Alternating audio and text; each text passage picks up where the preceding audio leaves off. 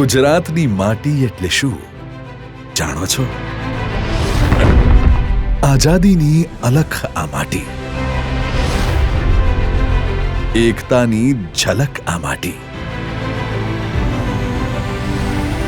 પરસેવાની પોષક આ માટી, પરસેવાની પૂરક આ માટી. આવી માટીના ખોળે ઉછરેલા પાટીદારો બળનું, કળનું, મહેનતના હળનું સરનામું પાટીદારો. ગુજરાતની આ ધરાએ રાષ્ટ્રને હંમેશા દૂરંદેશી નેતૃત્વની ભેટ આપી છે.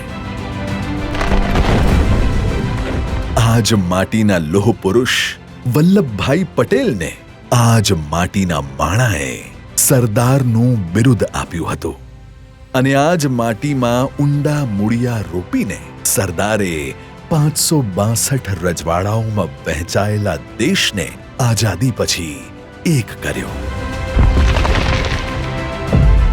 આ માટીની શક્તિ તો જુઓ. એક ભારત બનાવનાર પણ ગુજરાતી અને શ્રેષ્ઠ ભારત બનાવનાર પણ એક ગુજરાતી. मैं नरेंद्र दामोदर दास मोदी રાષ્ટ્રને હંમેશા પ્રથમ રાખીને માટીનું ઋણ ચૂકવનાર આપણા રાષ્ટ્ર પુરુષ, દાયકાઓના કષ્ટોને એક દાયકામાં ભૂતકાળ બનાવનાર આ લોક લાડીલા ગુજરાતી, સમગ્ર હિન્દુસ્તાનના મન મસ્તિષ્ક પર છવાયેલો આ અવાજ, भारत माता की કાશ્મીરની એકતા પાછળ, અયોધ્યાના હર્ષ અશ્રુ પાછળ, સરદાર સરોવર ડેમની ઊંચાઈ પાછળ, વિશ્વની સૌથી વિરાટ શ્રદ્ધાંજલિ પાછળ ઊભો એક અડીખમ રાષ્ટ્રનાયક,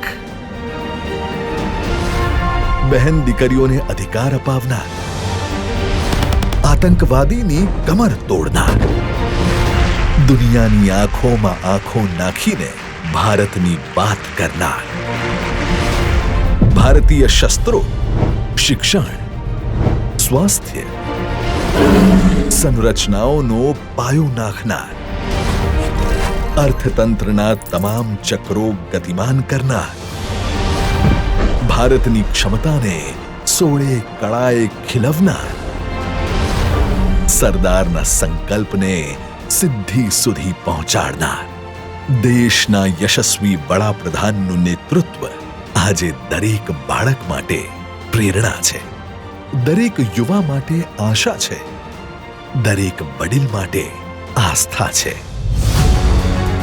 આ ભાવને શબ્દોમાં ઢાળવું અશક્ય છે. એટલે જ આજે આ ભાવને ઢાળી રહ્યા છીએ એક ઐતિહાસિક અભિવ્યક્તિમાં.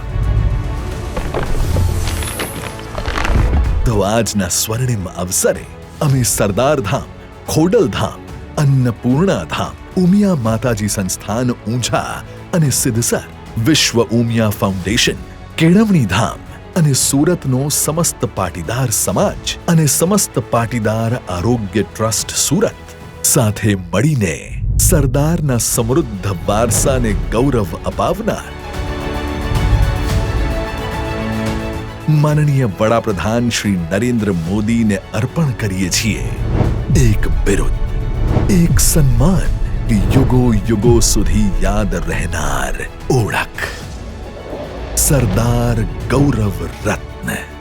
માનનીય નરેન્દ્રભાઈ, આજે સરદાર ધામ અને સમસ્ત પાટીદાર સંસ્થાઓ તમારી સાથે છીએ અને દેશની વિકાસ યાત્રામાં ભાગીદાર છીએ.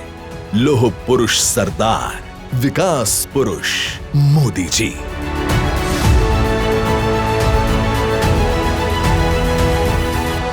જય હિન્દ, જય જય સરદાર.